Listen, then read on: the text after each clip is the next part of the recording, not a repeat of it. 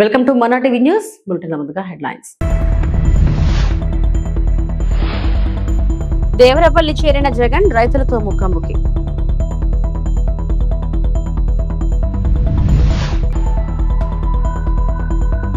విశాఖలో PV Sindhu academy భూమి పూజలో పాల్గొన్న మంత్రి నారా లోకేష్.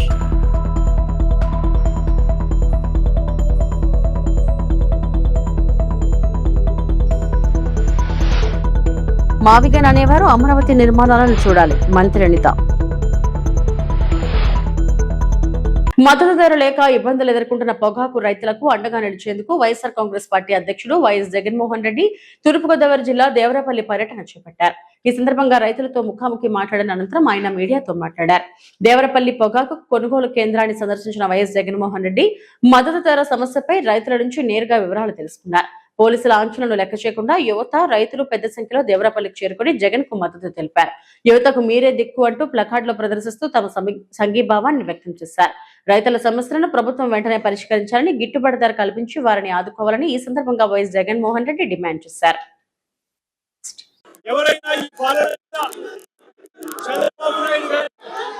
అన్యాయమైపోయిన పరిస్థితులను ఎవరైనా ప్రశ్నిస్తే పొద్దున లేచినప్పటి నుంచి అక్రమ అరెస్టులు ఇవి మాత్రమే చంద్రబాబు నాయుడు గారి పరిపాలనలో మనకు కనిపిస్తాయి. ఈరోజు ఈ వెన్నుపోటు పార్టీ వల్ల చంద్రబాబు నాయుడు గారి పార్టీ అంటే వెన్నుపోటు పార్టీ. ఈ వెన్నుపోటు పార్టీ వల్ల రాష్ట్రానికి, ప్రజలకు బాధ తప్ప ఇక ఏదైనా కానీ మిగిలిందా అని అడుగుతున్నారు. రాష్ట్రంలో ఇవాళ వ్యవసాయ రంగాన్ని తీసుకోండి. 67% జనాభా వ్యవసాయం మీద ఆధారపడి ఉన్న నేపథ్యంలో 26 నెలల కనీసం ఏ పంటకు కూడా గిట్టుబాటు ధర వచ్చాయని అడుగుతా ఉన్నాను. ఈ 27 నెలలుగా ప్రపంచ స్థాయి క్రీడాకారులను ప్రముఖ బ్యాడ్మింటన్ క్రీడాకారిణి పీవీ సింధు అకాడమీ తయారు చేస్తుందని ఆంధ్రప్రదేశ్ విద్యా, ఐటీ శాఖల మంత్రి నారా లోకేష్ వ్యాఖ్యానించారు. యువత ముఖంలోనే దేశ భవిష్యత్తు దాగి ఉందని పేర్కొన్నారు. పీవీ సింధు అకాడమీ ద్వారా క్రీడాకారులు వారిలోని ప్రతిభను మరింత మెరుగుపరుచుకోవచ్చని సూచించారు. ఎలాంటి సదుపాయాలు లేని రోజుల్లోనే పట్టుదల, క్రమశిక్షణతో సింధు ఒలింపిక్స్ పథక విజేతగా, ప్రపంచ ఛాంపియన్ గా ఎదగారని ఉద్ఘాటించారు. విశాఖపట్నం మారులవ ప్రాంతంలోని తోటగరులో తలపెట్టిన PV Sindhu centre for sports excellence నిర్మాణ పనులకు మంత్రి నారా లోకేష్ ఈ రోజు భూమి పూజ చేశారు. ఈ సందర్భంగా మంత్రి ప్రసంగించారు. One day a young child will walk through the gates of this great academy carrying nothing more than hope. Years later, that same child will walk into an Olympic stadium carrying the Tiranga. The world will celebrate the medal. India will celebrate the victory. But we will all together remember where that journey began. It began here with a dream, with a family that believed, with coaches who guided, and a government that created opportunity, and with one academy that refused to think small. I congratulate Sindhu, Datta, Ramna Garu, Vijay Garu, every coach, the wonderful architects, of course the contractors, to the the rowdy batch is quite clear. అయ్యా ఇక్కడ మీరు చప్పట్లు కొట్టి వెళ్ళిపోతాం కాదు, 18 నెలల్లో మీరు కట్టి పూర్తి చేయాలి. ఛాలెంజ్ యాక్సెప్ట్ చేస్తున్నారు కదా. మే 2028 గౌరవ ముఖ్యమంత్రి శ్రీ నారా చంద్రబాబు నాయుడు గారికి ఇక్కడ వచ్చి రిబ్బన్ కటింగ్ చేస్తారు. అంటే మీకు కటింగ్ ఉంటుంది చూసుకోండి. On behalf of Government of Andhra Pradesh, I assure you that we'll continue to stand by you with every initiative that you take. Let us train better, compete harder, and make India proud. Because today, we have not just laid foundation to a sports academy, we have laid the foundation for the next generation of Indian champions. The greatest legacy of a champion is not a medal around their neck. It is the dream that they ignite in the heart of every child.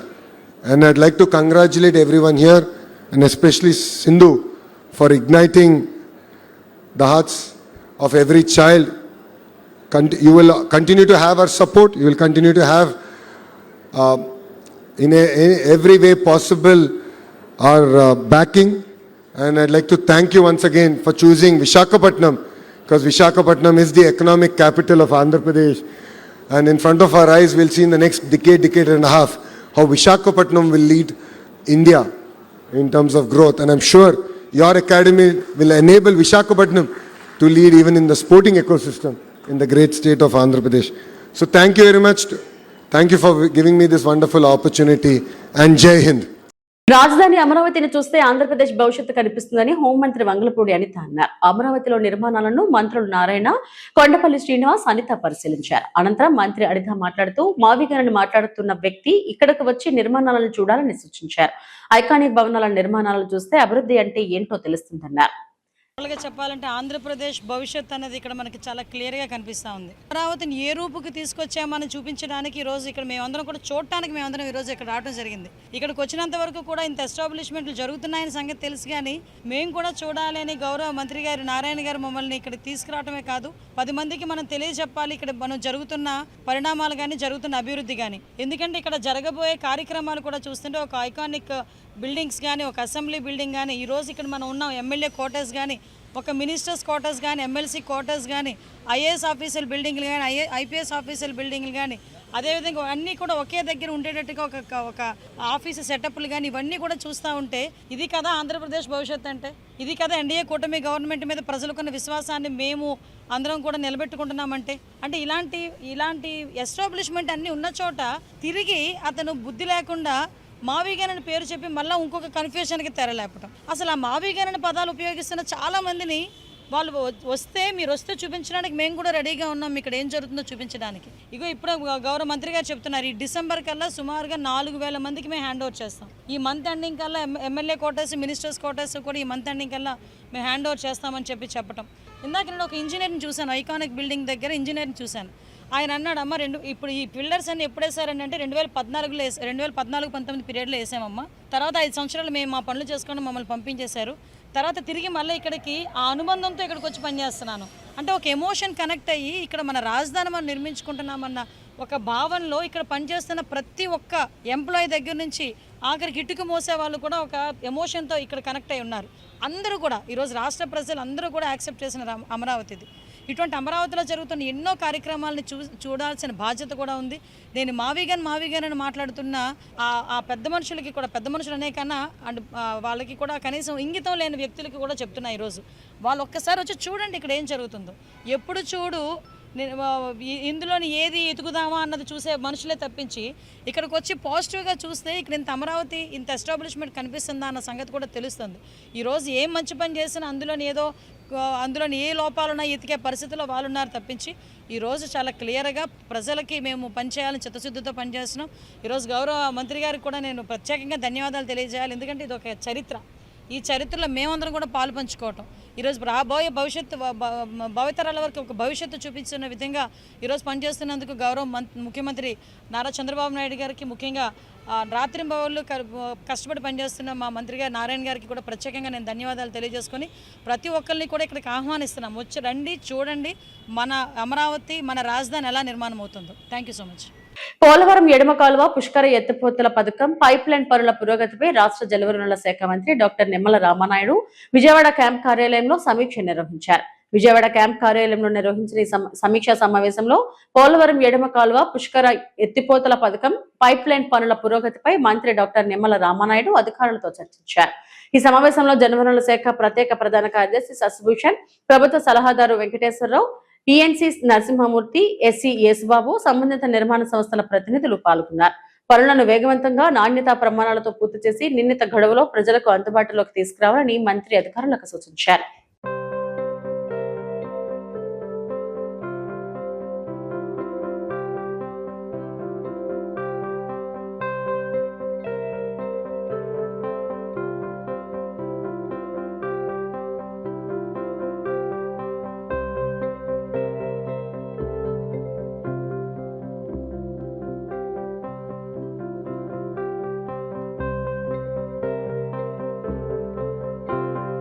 Nellore Venkateswarapuram ప్రభుత్వ polytechnic కళాశాలలో తమ సమస్యల పరిష్కారం కోరుతూ విద్యార్థులు చేపట్టిన ధర్నాకు MLC Parvathireddy Chandrasekhar Reddy సంఘీభావం తెలిపారు.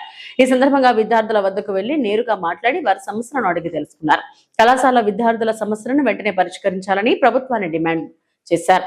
వైఎస్ఆర్సీపీ విద్యార్థి విభాగం నగర నియోజకవర్గ అధ్యక్షుడు తౌఫిక్ విద్యార్థుల సమస్యలపై పోరాడుతున్నారని అన్నారు. ఈ కార్యక్రమంలో 11, 52, 53, 54 డివిజన్ ఇన్ఛార్జీలు మహేష్ యాదవ్, మహబూబా బాష్, వెంకల్రెడ్డి, మస్తాన్, వైఎస్ఆర్సీపీ రాష్ట్ర జాయింట్ సెక్రటరీ బాలకృష్ణారెడ్డి, వైఎస్ఆర్సీపీ విద్యార్థి విభాగం జిల్లా అధ్యక్షుడు ఆశ్రిత్ రెడ్డి, విద్యార్థి విభాగం నగర అధ్యక్షుడు చంద్రారెడ్డి, పార్టీ నాయకులు, కార్యకర్తలు పాల్గొన్నారు. అన్నదానికి ఒక మచ్చ తునకగా నేను ఈ రోజు మీ ముందుకు రావడం కూడా జరిగింది. నెల్లూరు నగర నియోజకవర్గంలోనే అనేక ఇన్స్టిట్యూషన్స్ ఈరోజు ఇదే పరిస్థితి ఉంది. నారాయణ గారికి కానీ మంత్రి నారా లోకేష్ గారికి కానీ నేను ఒకటే చెప్తా ఉన్నా, మీరు ఈరోజు ఒక్క విఆర్ హై స్కూల్నో లేకపోతే ఇంకొక దానికో నా దగ్గర డబ్బులు ఉన్నాయి, లేకుంటే నేను కొన్ని వేల కోట్లు వేరే వాళ్ళకి పన్నులకు ఇచ్చినాను, వారందరికీ కూడా కాంట్రాక్ట్ వర్క్స్ ఇచ్చినాను కాబట్టి సిఎస్ఆర్ ఫండ్స్ కింద ఇచ్చినారని చెప్పి 1 or 2 ఇన్స్టిట్యూషన్స్ని పబ్లిసిటీ కోసం మీరు వాడుకుంటున్నారే తప్ప మీకు గనక చిత్తశుద్ధి ఉంటే ఎన్ని ఇన్స్టిట్యూషన్స్ ఉన్నాయో ఈ ఆంధ్ర రాష్ట్రంలో కానీ, ఈ జిల్లాలో కానీ, నెల్లూరు నగర నియోజకవర్గంలో కానీ ఎన్ని ఇన్స్టిట్యూషన్స్లో ఎంతమంది పిల్లల కన్నీటి బాధలు ఉన్నాయో మీకు అర్థమవుతా ఉందని నేను అడుగుతా ఉన్నాను నారాయణ గారిని కానీ, మంత్రి లోకేష్ గారిని కానీ.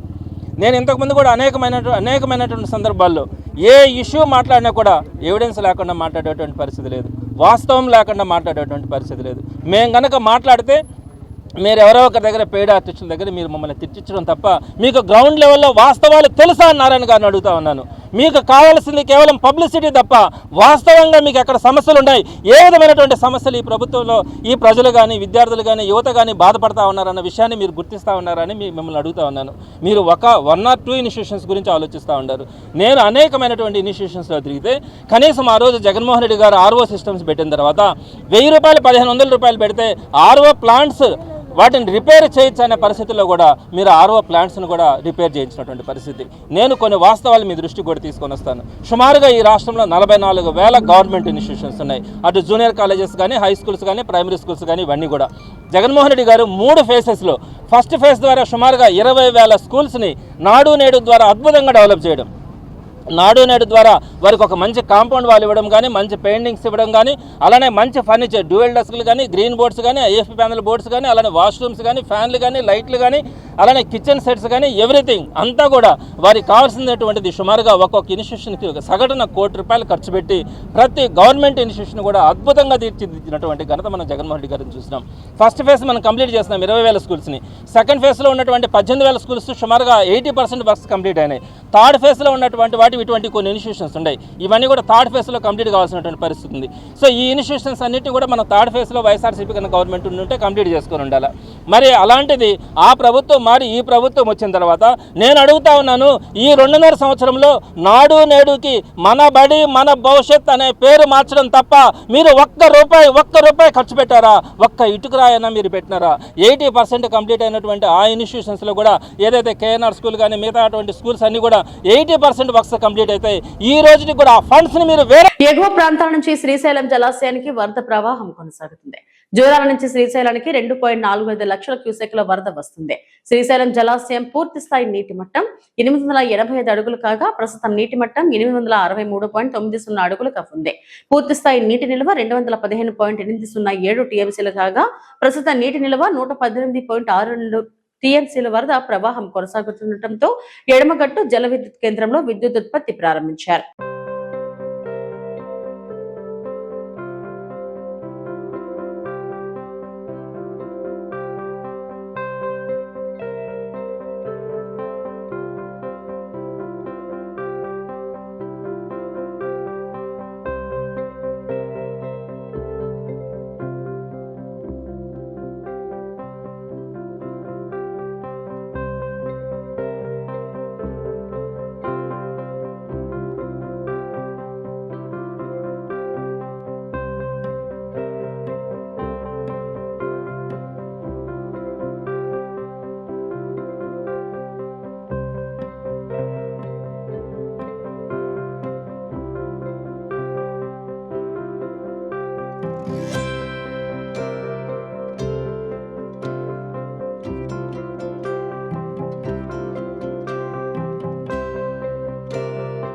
సమ్మక్క సాగర్ ప్రాజెక్టుకు కేటాయించిన 47 టీఎంసీల నీటి అంశంపై మాజీ మంత్రి ఎమ్మెల్యే హరీష్ రావు తెలంగాణ ప్రభుత్వాన్ని ప్రశ్నించారు. ఈ విషయంపై ముఖ్యమంత్రి రేవంత్ రెడ్డి తన వైఖరిని స్పష్టం చేయాలని డిమాండ్ చేశారు. కర్ణాటకలో CM Revanth Reddy, AP CM Chandrababu Naidu, Karnataka ఉప ముఖ్యమంత్రి డీకే శివకుమార్ సమావేశం అనంతరం సమ్మక్క సాగర్ ప్రాజెక్టుకు సంబంధించిన 47 టీఎంసీల నీటిని ఆంధ్రప్రదేశ్ కు వదులుకునేందుకు తెలంగాణ ప్రభుత్వం అంగీకరించిందన్న వార్తలు వస్తున్నాయని హరీష్ రావు అన్నారు.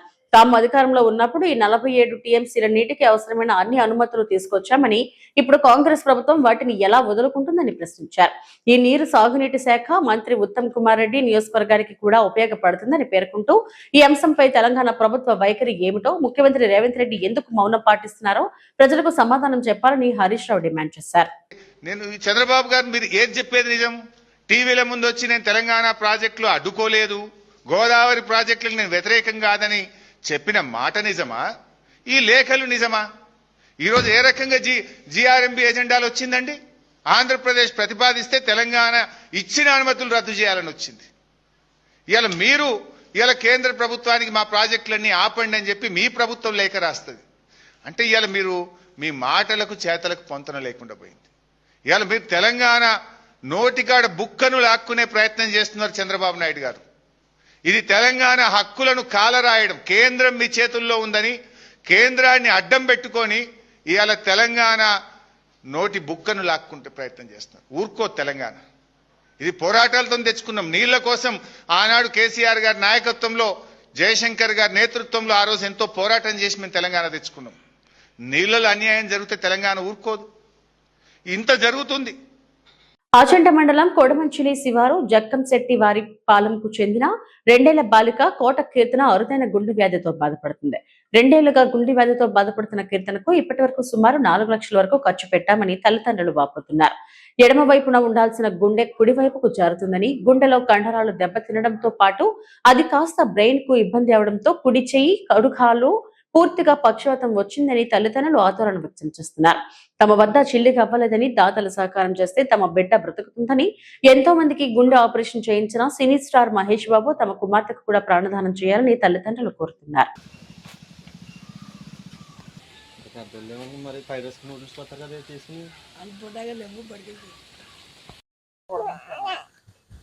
కోట జ్యోతి అండి, మరి పశ్చిమవరం జిల్లా అండి, మరి ఆసంట మండలం. మా పాపకి 3 నెలల నుంచి మరి నీరసం 3 నెలల నుంచి అండి నీరసం ఎలా తెలిసిందంటే అండి, మా పాపకి ఏడుతుంటే నీలం కలర్ వచ్చేసేదండి. నీలం కలర్ వల్ల ఎంత ఏడుతుందంటే ఎక్కడ తీసుకెళ్ళినమ్మా ట్యానింగ్లు తీపియాలి, పాపకి నీలం కలర్ వస్తుంది ఎందుకని కోమాలోకి వెళ్ళిపోయిందండి. భీమవరం తీసుకెళ్ళామండి.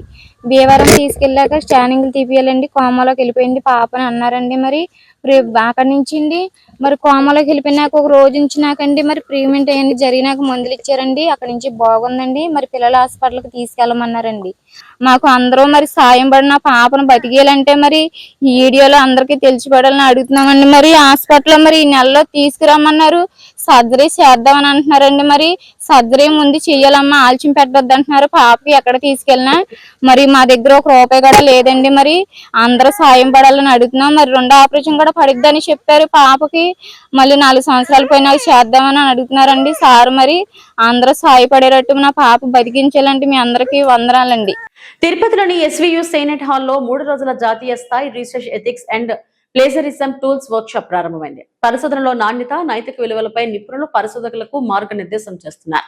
ఈ శ్రీ వెంకటేశ్వర విశ్వవిద్యాలయంలో 3 రోజుల జాతీయ రీసెర్చ్ ఎథిక్స్ వర్క్ షాప్ ప్రారంభమైంది.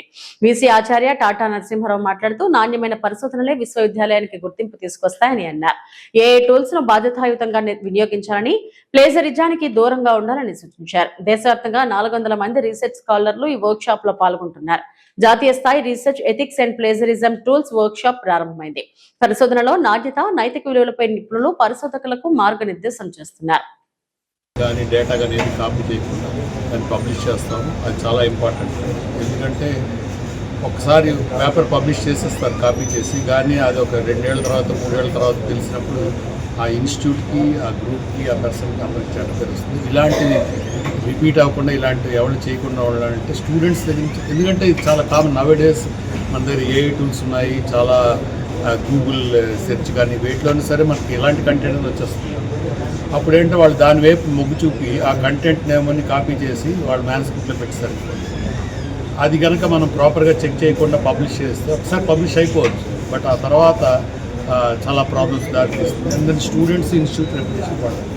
అందువల్ల ఏంటంటే ఈ టూల్స్ ఏవైతే సాఫ్ట్వేర్ టూల్స్ ఉన్నాయో, మేము ఆల్రెడీ ఎస్వి యూనివర్సిటీలో డ్రిల్ బిట్ అని ఒక సాఫ్ట్వేర్ టూల్ వాడుతున్నాం. అదేంటి చేస్తుందంటే ఆ మ్యాన్స్క్రిప్ట్ని దాంట్లో అప్లోడ్ చేస్తుంది, మొత్తం అంతా చెక్ చేసి ఇలాంటి మ్యాన్స్క్రిప్ట్ ఎక్కడి నుంచి అయినా కంటెంట్ తీసుకున్నారా, ఏదైనా కాపీ చేస్తారా, ఇదంతా ఈవెన్ డేటాని కూడా అనలైజ్ చేస్తుంది. But depth of analysis keeps changing with tool to tool. ఇంకో టూల్ మేము ఇప్పుడే అనుకుంటున్నాము, టర్నిటిన్ అని ఇంకోటి ఉంది. అదేంటే గ్లోబల్ సెర్చ్ టూల్. అది జనరల్గా రీసెర్చ్ పేపర్కి అది కూడా పనికి వస్తుంది. సో బట్ థింక్ దట్ అది డ్రిల్ బిట్, ఈ రెండు టూల్స్ కలిపితే then our quality will definitely improve so that people will not copy. So ఇదంతా రీసెర్చ్ ఎథిక్స్, మన తాలూకా reputation which is directly link to NAAC ranking కానీ ఎన్ఐఆర్ఎఫ్ ర్యాంక్ కానీ వీటికి లింక్ అయి ఉంటుందండి. So do a good research and then get a good name to the university and then for the publications and people, students వాళ్ళ future కూడా బాగుండాలంటే ఈ workshop చాలా చాలా important. So I wish the organisers a great success. And then చాలామంది వచ్చారు, ఈయన చెప్తారు ఎంతమంది స్పీకర్లు వచ్చారు ఈ టాపిక్ మాట్లాడడానికి. And we have around 300 people are there as participants. And then thank you very much for your attention. And then దీన్ని పబ్లిక్ తీసుకెళ్తే ఈ అవేర్నెస్ వాళ్ళకు కూడా అవసరం ఉంది. అది ఈవెన్ స్కూల్లో ఉన్న స్టూడెంట్స్ ఎవరైనా now days it became very common అది. సో అది అందరి స్కూల్ లెవెల్ నుంచే కూడా వాళ్ళకి అది చదువుకోండి, మీరు ఏ టు స్టార్టిబుల్ చదువుకోండి, దాన్ని మీరు అర్థం చేసుకుని మీ స్వంత లాంగ్వేజ్లో మీ ఐడియాస్ రాయండి. అంతేగాని just cut and paste is very very dangerous. అది చిన్నపిల్లలు, స్కూల్ పిల్లల నుంచి కూడా తెలియాలి. ఇదండి మా message. Thank you so much. UGC office है उधर sir they are very good in conducting research. Shodhganga INFLIBNET में PhD अपलोड करने के लिए है and you are second highest from the state and the quality they are using this software, plagiarism detection software, also for checking the thesis content flow quality. So research quality will be improved in SV University, as well as their very active participation in national programs like Shodh Ganga, Shodh Shuddhi, Shodh Gangotri, Shodh Chakra and ONOS, One Nation One Subscription, which provides by Influment Center. They are all very good users here. And because of this reason, we had an international conference last time here. In continuation to this, 3 days this workshop for research ethics is being organized. And all this, you can expect that this university will vibrantly conduct quality research. Science వారు 3 days workshop, ముఖ్యంగా ఈ workshop research స్కాలర్స్కి వాళ్ళు PhD submit చేయాలంటే 2 papers అనేది మస్ట్గా ఉండాలి. వాళ్ళకి paper అనేది ఏ విధంగా రాయాలి, ఒక పేపర్ పబ్లిష్ చేయాలంటే దానికి ప్లాగరిజం అనేది. ఇవి ఇప్పటివరకు నా బులెటిన్ అప్డేట్స్. నమస్తే.